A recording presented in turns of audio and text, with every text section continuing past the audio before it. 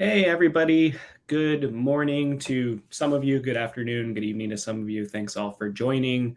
We're very excited to host this webinar today. And I wanted to jump in with some quick introductions from my side as well as from Courtney's side, and then we can just jump right into the content that we have prepared. So I'll lead off with intros from the Ashby side. My name is Jacob. I was our first sales hire at Ashby, and I've been with the company about 2 years now. And I think just from kind of zooming out for the why behind this webinar, one of the things that's been so incredibly exciting for me at Ashby is seeing us grow to 500, 600, 700 customers, most of them coming on board before we even had a website really or marketing. And that was entirely driven by happy customers who wanted to tell their stories to the people in their network. And so now that we do have a website and marketing, I'm so excited to be able to harness that and amplify those voices and really get the word out there of the experiences people are having, the outcomes they're driving, and the benefits they're seeing. So that's kind of a little bit of an introduction to me and to Ashby, but it's my absolute pleasure to hand off to Courtney, one of my favorite all-time customers, to kind of tell a little bit of her story as well. Hi, everybody. It's great to meet you. I'm Courtney. I'm the recruiting ops manager at Brightline. I am the third recruiting hire on the team. Our RTA team is about a year and a half years old. Brightline was founded in 2019. We're a Series C startup, and we're really focused on making behavioral health more accessible by virtual therapy sessions and online coaching programs. I'm very excited to be here today and share our story, and want to call out that it could not have been possible without Jacob's partnership. So really excited to get to chat with you again. Awesome. Cool. Well, let's jump in. And I think before we get to some of the specifics on Brightline, I kind of wanted to give a little bit of a recap of some of just the broader ecosystem when it comes to TA and tooling in that area, and then maybe talk about how that affected Brightline or how you sought to address that. So I think it's for, I'm sure, almost everyone joining this webinar, you're deeply familiar with the fact that the last decade has been very fluid and dynamic in terms of just the forces of, the market, the shift towards remote work, the talent wars, the COVID, all these things that impacted how TA teams had to work. And just kind of, I think teams oftentimes felt very whipsawed around one moment we're hiring aggressively, now we're not. And now we have to focus on quality of hire and just a lot of different things being thrown at teams over the last decade. And I think, there's been a sense that the tooling that people have available isn't keeping up, or, that people have to go out and buy so many different solutions to kind of staple them together to keep up with these demands that are being placed on them. So I think I'd love to hear a little bit from you, Courtney, on how you felt these demands on your teams, and really how you felt, or how you were able to evolve how you operate to keep pace with all this. Yeah, it definitely has not been easy. I worked at startups the majority of my career, and something that I probably learned really early on is that the things that we build today might not be the right fit in 6 months to a year, and that's okay. And so I think it's really important that when you are building out your tech stack, that you do have flexibility within all that functionality, and building in flexibility to your workflows and how you work as a team. Us in particular, I think that something that's worked really well for us is always looking at moving forward and focusing on improving how we operate as a team and how we partner with others. I think also just staying really organized. I think that how we operate is we kind of have this combined project tracker and roadmap where we have everything mapped out for the entire year. And this has helped us, I think, one, focus on improvement, two, think about, allowed us to if a new problem gets introduced, we can kind of quickly deprioritize and prioritize other things. overall has just helped us stay organized, and has just worked really well for us, and also has allowed us to kind of like keep track of like our tools and systems and like upcoming renewal dates, and and track like bugs or problems or issues that we're having with those as well. So it's just a good way to like visually see everything and work together as a team so that we are continuing to improve. That's awesome. Yeah, and I kind of would love to see at some point, like, just is that like 5 slides? Is that living in a sauna? Like, this thing sounds pretty magical. Oh my gosh, it's massive. It's funny because we recently just put it into Notion, Okay. and it's massive. And so to stay organized, we've actually also created like a parking lot of ideas. So we have like everything that we're working on, and then like everything that maybe we can work on if we find more time in the day.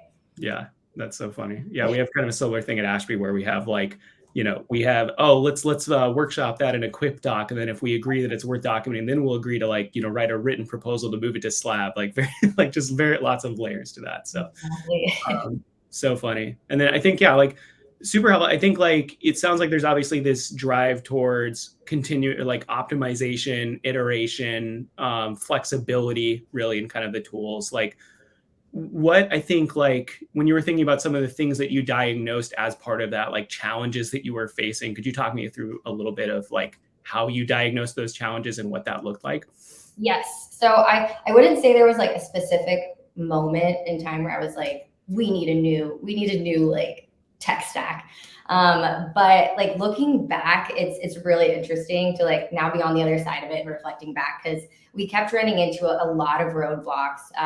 And in short, like basically everything kept breaking, or we'd like roll something out. And because of like feature constraints or budget constraints, we weren't able to like roll something out that we were super proud of, meaning it was, like half baked, or we'd have to like roll it out in phases until we could, put more resources into it. And I think like it was just like a huge bummer on the team, because it's, we have a team that's like full of really amazing, amazing talent, amazing creative ideas, and that wasn't really being reflected in the tools that we're using. So I guess, yeah, kind of jumping into this slide here, the challenges that we were running into was usability, lack of efficiency, and a really frustrating experience. Touching on usability, like lack of cohesiveness and seamless experience for everyone. We had 4 different tools that we were using: our ATS, Greenhouse, we were using Gem for sourcing, we were using Greenhouse and Calendly for scheduling, we were using Gem for analytics.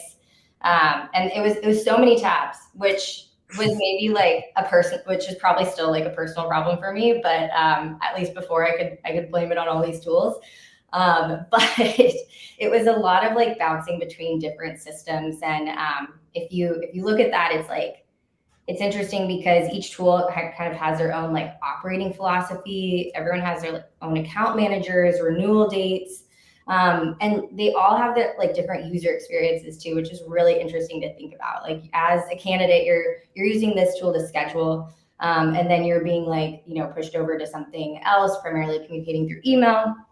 As like internal stakeholders, we're asking our hiring managers to, operate primarily out of our ATS, but then also jump into another tool for analytics. And if they want to help outsourcing, like that's another tool. It's just, it's a lot, and it's not the easiest thing to manage as a team, but also as like a stakeholder. We want that to be a really amazing experience. We just didn't feel like that was being reflected or supported by our tech stack. Lack of efficiency, it takes a lot of time to like train and then learn the nuances between like how those different tools interact with each other. And then, yeah, frustrating experiences. This one, I feel like I could pull from so many examples of times that an integration would break. And I would be like sent back and forth between different support teams, trying to like troubleshoot an issue or really understand like where the disconnect was. Was it something we were doing? Was it a bug? There are just so many examples. And I think like the longest support ticket that I had going at one point was like 2 weeks. And that's like, a lot can happen in 2 weeks, especially if you're a startup. So it's time is so valuable and sacred. And so it's important to have things like working or back up and running within like a matter of hours, I would say, not weeks. Yeah. That 2 weeks in startup time, that's like 10 years in the enterprise.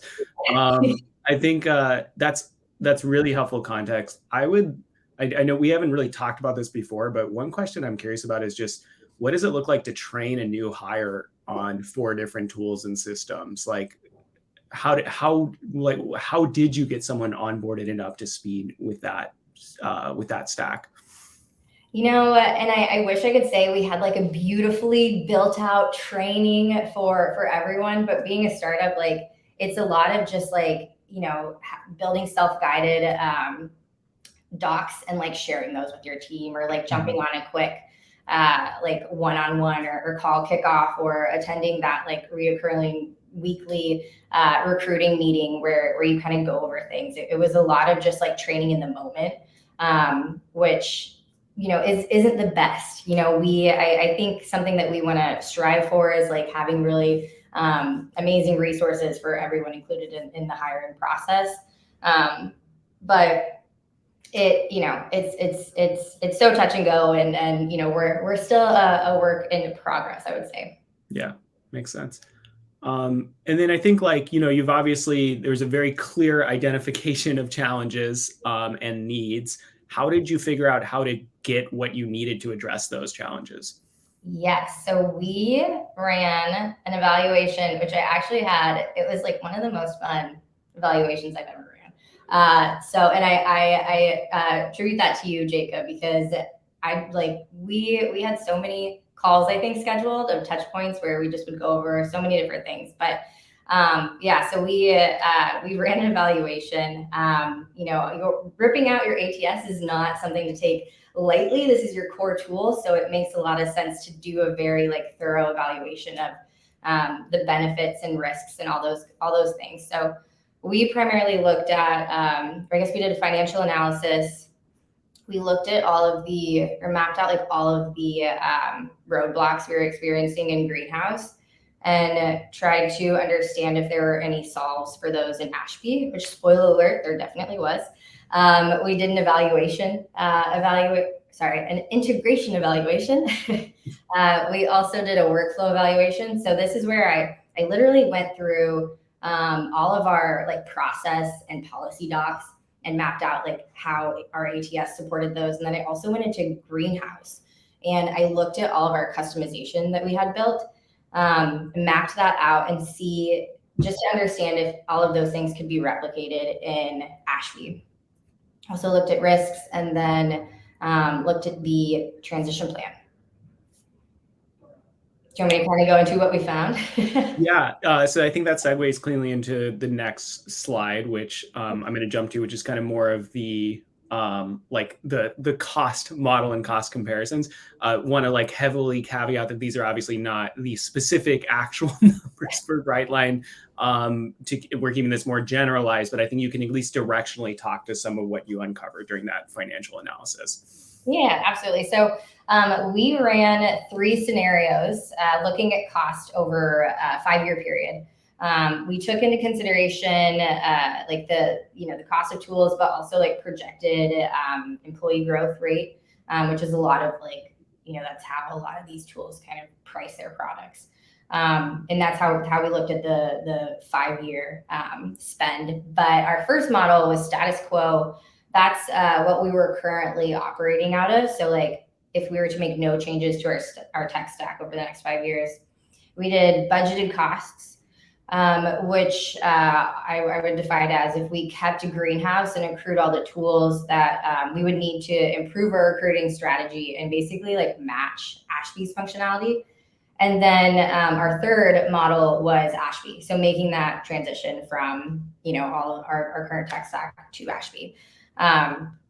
And comparing our status quo to switching to Ashby, we found cost savings of 64% over 5 years. So financially, this, it made a lot of sense. Also happy to share like what, like the other scenario, which was like budgeted costs. versus Ashby. And that was an even higher cost savings. I think it was like 75% over 5 years. Yeah. And then I think like to fill in the gaps there, like I think one of the big ticket items that you were like, we're going to need this at some point that we're getting by without now, but was like kind of that category of, scheduling tooling, right? So there was the thought that without Ashby, we'd have to go out and buy yet another tool to staple on top. And with Ashby, we don't need that. Yeah. Amazing. And then I think like also part of, we're kind of talking about like building the case for something like this to, all the stakeholders that I know you had to get involvement from. So operations, finance, like I think probably the first moment I knew I wanted to do this webinar was honestly like 4 or 5 months ago when we saw the business case deck that you and your head of talent put together, which was just a work of art. And there's some slides in there that, I'm so happy that we get to share like kind of a, trimmed down version of, but basically like I really love this graphic you put together, which was like kind of the current place, this kind of messy, all over the place, like Charlie Day in front of the cork board style thing, and then on the other side you have Ashby in this new house with everything under one roof. But would love if you could kind of speak to just what went into this slide that we're looking at. Yeah, this was honestly my favorite slide of our entire like business case deck that we built. I think like, cost is definitely important to any decision, right? But we also just wanted to look at like, is this going to be a good decision for the team? Will it be a more usable and effective strategy over time? Like, as you can see from here, it was a pretty stark contrast between, the old way and the Ashby way. Another thing that was really interesting is this slide was actually created after we did our evaluation. It was kind of like reflecting on the evaluation, what this like meant to us. We basically saw like, if we maintain the status quo, which is this like Frankenstack, which I also like, Ashby, you need to coin that term. It's my new favorite term. But like, if we were to maintain the status quo, we were headed in a direction that was, basically kind of like disconnected, expensive tech stack, which would result in what we felt was like more of an impersonal experience for our candidates and internal hiring teams, and just inability to operate in a really efficient way. And then on the right is Ashby, and it shows, the ability to bring all of our tools under one roof, build a more cohesive and operationally effective experience for our team. Yeah, love it. And I think like, again, another thing that I haven't really talked about with you yet, but I'm going to just put out there, because I think like for a lot of the people watching, I'm guessing there's a sense of like, oh, all-in-one sounds great, but like every all-in-one solution I've ever looked at is like kind of bare minimum functionality in all of the like, areas. It's all just checkbox so that you can, kind of go broad, but not necessarily deep with functionality. I'd love to maybe like, as you did the evaluation, like you actually did really like score like functionality in a lot of key areas and sort of do kind of head-to-head comparisons across a lot of different service areas. Like, did you find Ashby to be like sufficient in most areas, or actually like exceeding, current functionality? I would say that in some areas it met, and then in others there was a significant improvement. Mm-hmm. I totally hear you. Like, yeah, there definitely is concern when you're bringing everything under one roof. Is it going to meet our needs? But I'm telling you, I feel like I ran a pretty thorough evaluation, and I know you did. Yeah. And it was funny because after we completed everything, I was like, this is too good to be true. It honestly did feel like that. But just from like my experience of partnering with Ashby early on, it just felt like a really strong partnership. It felt like the Ashby team has like really ethical practices when like talking to customers and working with them. Like there's a couple times I think where we're like, hey, like this feature would be really awesome, and you all should build it. And then like next thing I hear, it's on your roadmap. It's just like it's really cool to partner with a company that like values the same things that we do when it comes to like improvement. I've never seen a company so invested in like the recruiting community, even down to like your Slack channel that you have, that's focused on operations. Like it just like, you can just tell that Ashby's really invested in like learning like what else you want to build, how we can make things better, and then like acting on it. And I don't think I've ever partnered with a tool that has like acted on like rolling out all these new amazing features so quickly. I mean, you even look at like the pay transparency, and when all of the new laws were coming out with that, and then all of a sudden like Ashby rolls out this really amazing feature that allows you to like display that in a really nice and elegant way on your careers page. So Awesome. yeah. Good stuff. Cool. And then I think like, and I'll just kill the screen share for a second as we just sort of talk through some of this, but like you went through this like diligent, thorough evaluation, put together this business case. You get the go ahead to buy Ashby. What happens next? What was your experience kind of implementing? Well, again, I went into it and I was like, this is too good to be true. Like I went into like our conversation with our account manager to talk about the data migration, and I was like prepared to write down a list of things that we needed to do, but you all have made it like so easy and digestible when it does come to that transition. And we felt really supported throughout the whole process, specifically with like the data migration. We just had to connect our ATS to Ashby. We used the API to import all of our data.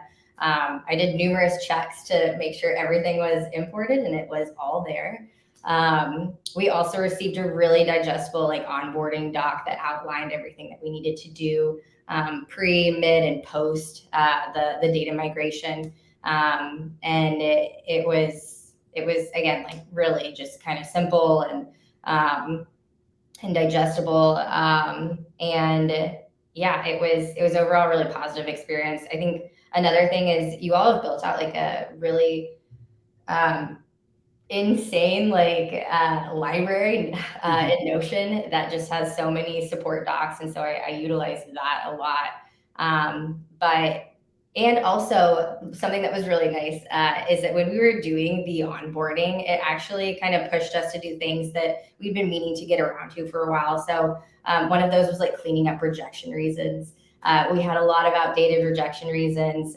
Again, things change quickly in startup world, so we needed to give those a refresh and put definitions around like what those actually were. Same with sources. So it just kind of like pushed us to be a little bit more effective and organized as a team.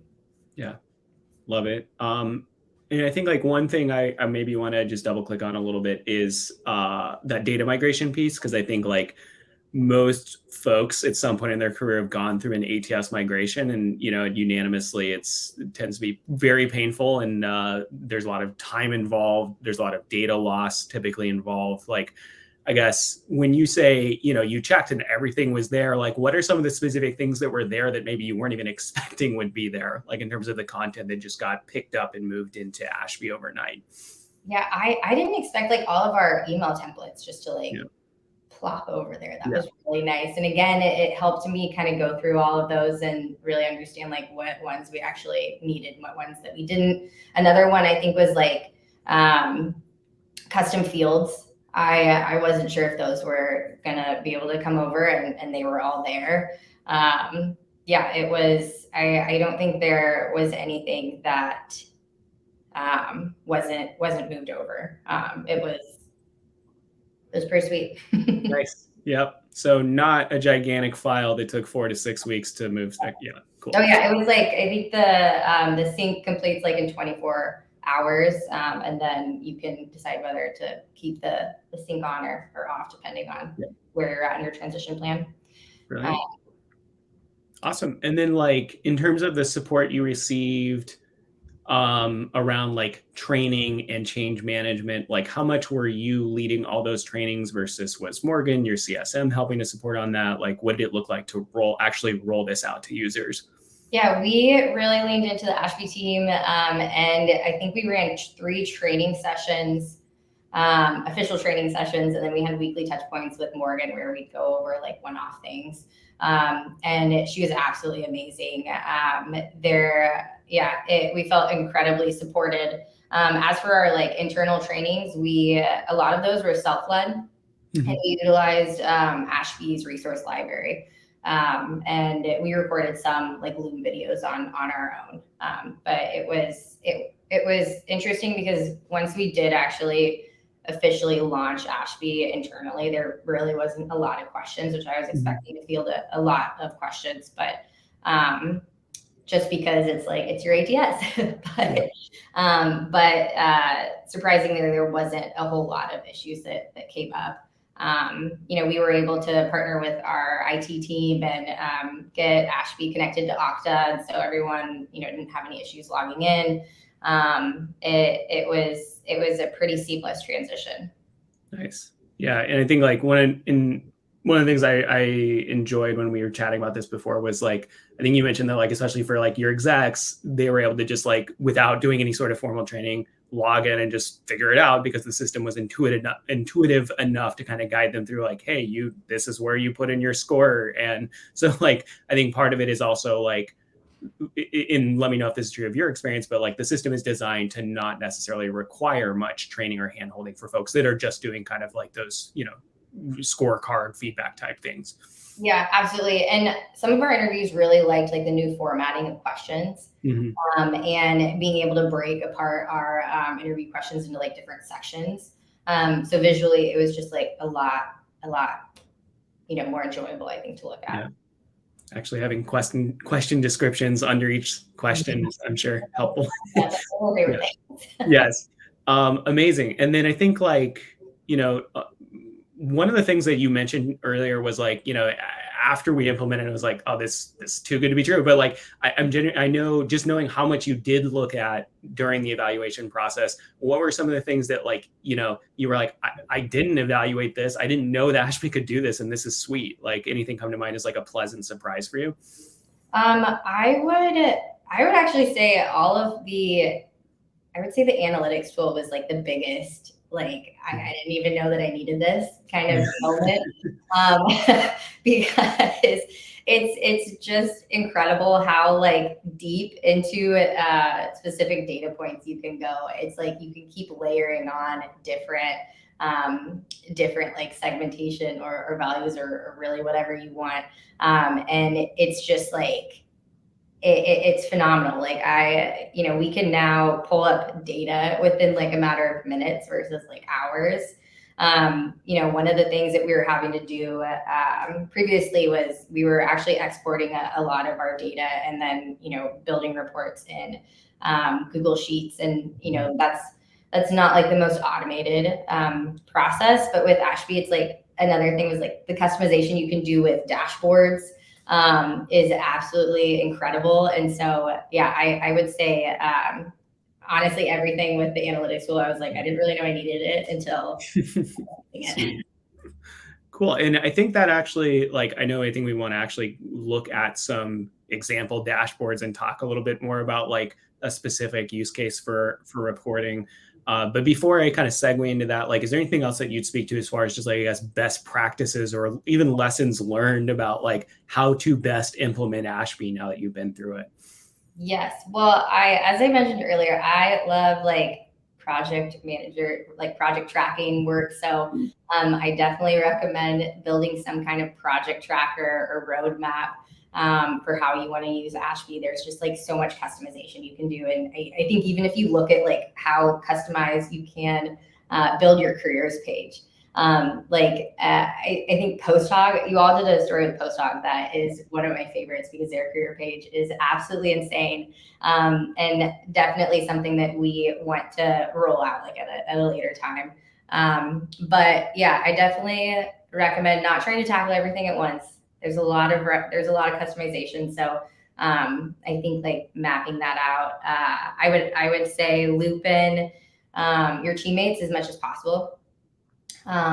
Over communicate changes and updates along the way. And then also subscribe to Ashby's, is it the release notes that you all have? I love that because that's where I get to see like new updates that you all have rolled out. And then we are able to kind of like take those and add it to our tracker. Yeah. Beautiful. And I'm sure that's very helpful for anyone who's thinking about like, yeah, how should we tackle a project like this?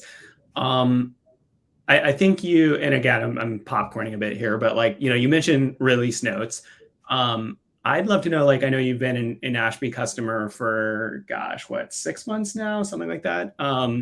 But like, you mentioned this earlier, but about the feature release velocity. I'd love to know, like, just in, you know, compared to previous ATSs that you used and what you've seen with Ashby, like, what is the, like, have you seen us push, you know, 10% more features, 50% more? Like, what has that felt like now that you've seen us actually really add and improve to the product since becoming a customer?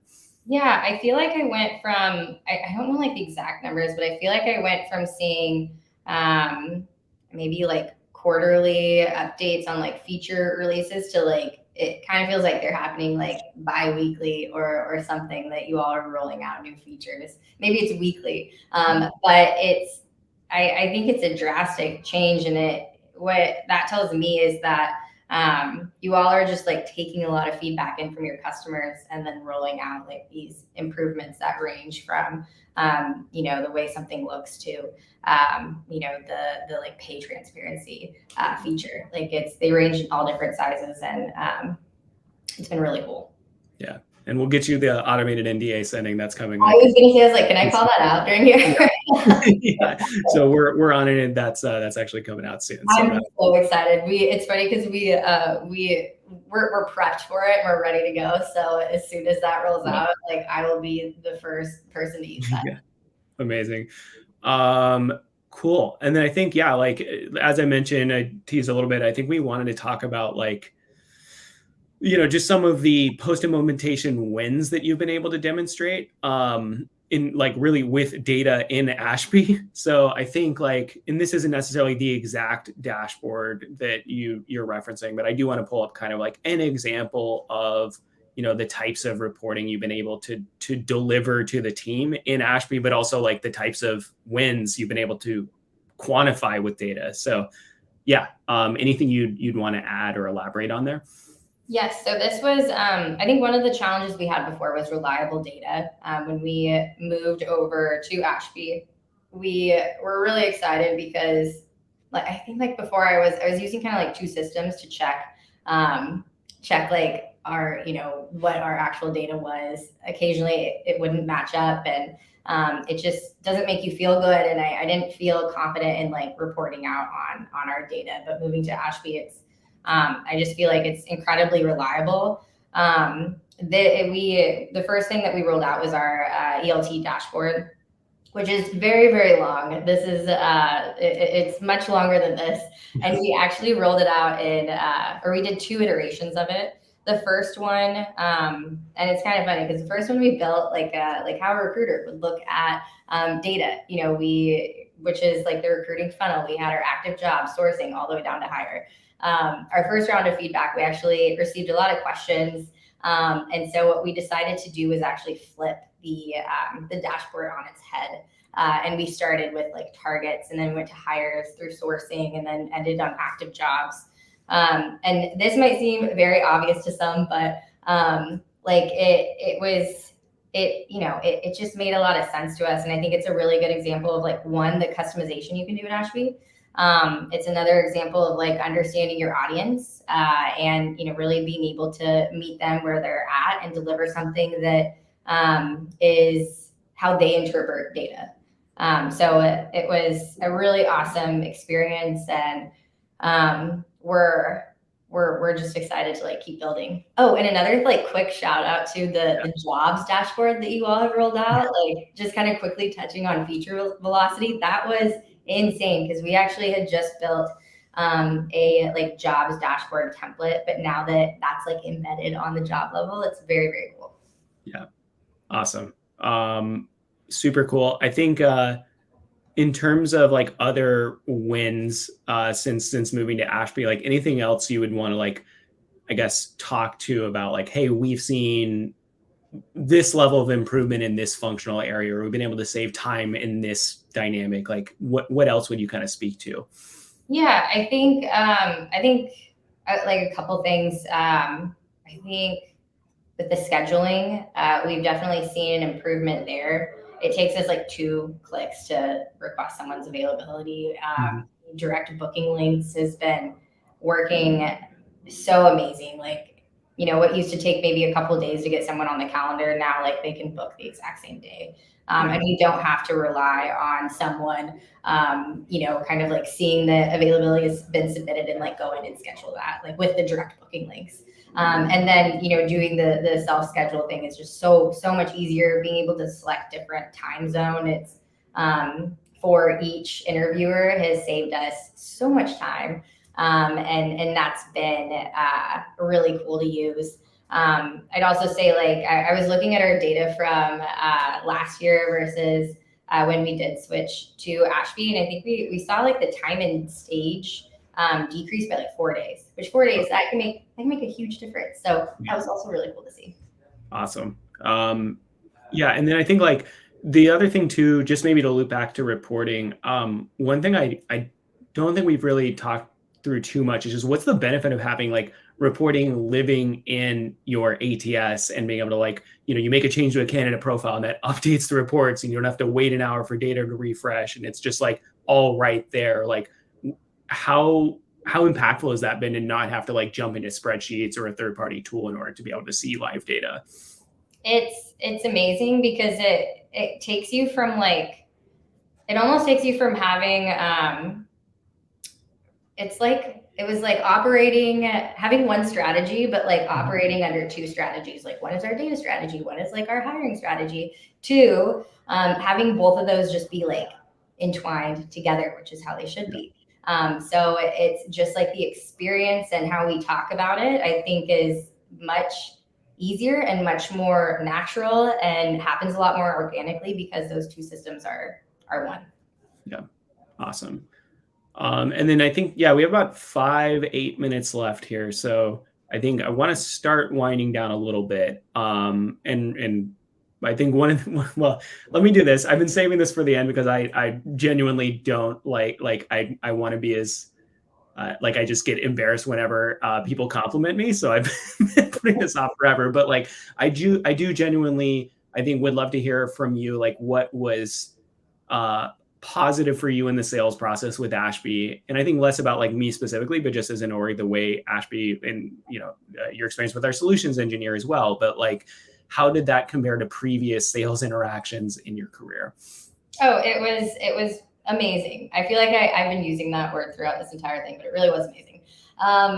It was refreshing, I would say. I think my past experience with, and this doesn't happen with all vendors and sales teams that I work with, but I would say that it's really easy to go into a conversation with your guard up because it's like, and be hesitant about sharing information because, you're not sure if that is going to be used against you later on when it comes to like actually buying.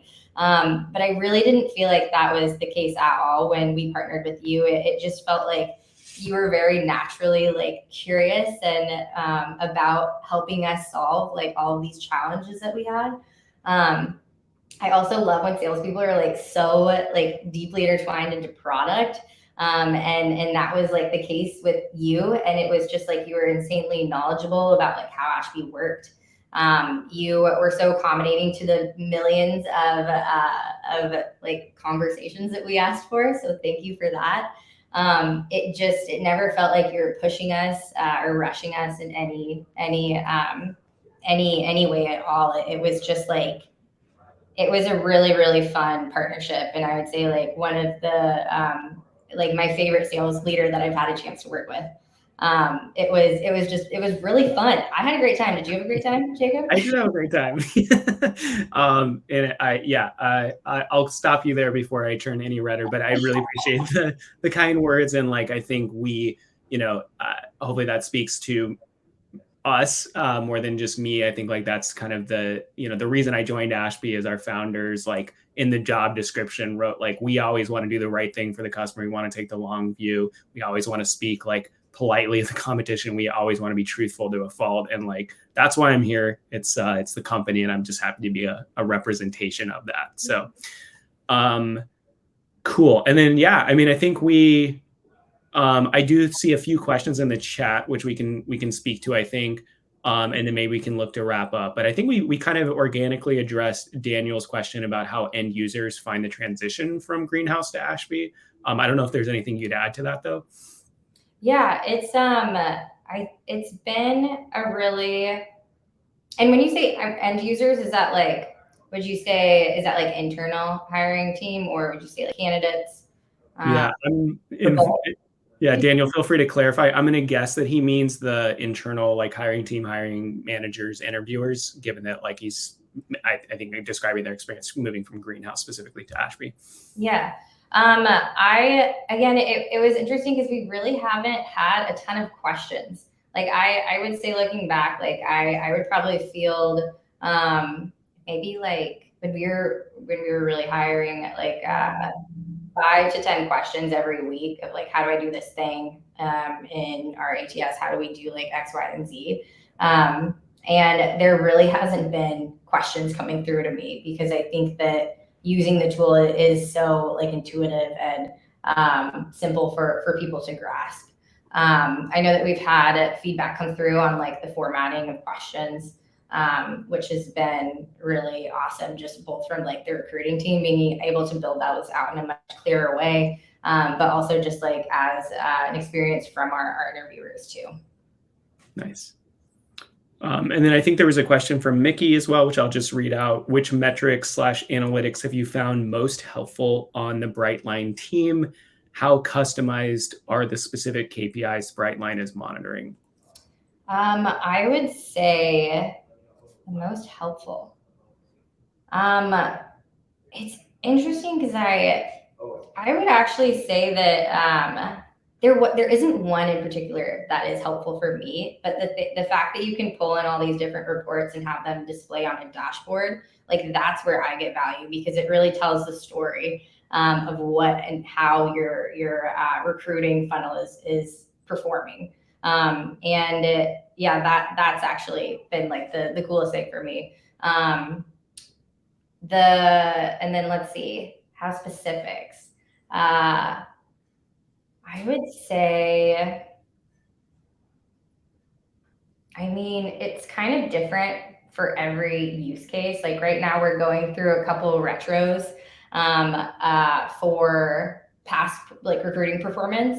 And it's been really amazing to be able to dial down on like a subset of candidates and look at all of these like recruiting metrics in that way. Yeah, sorry, did I answer the question? I feel like that was like a really high level answer.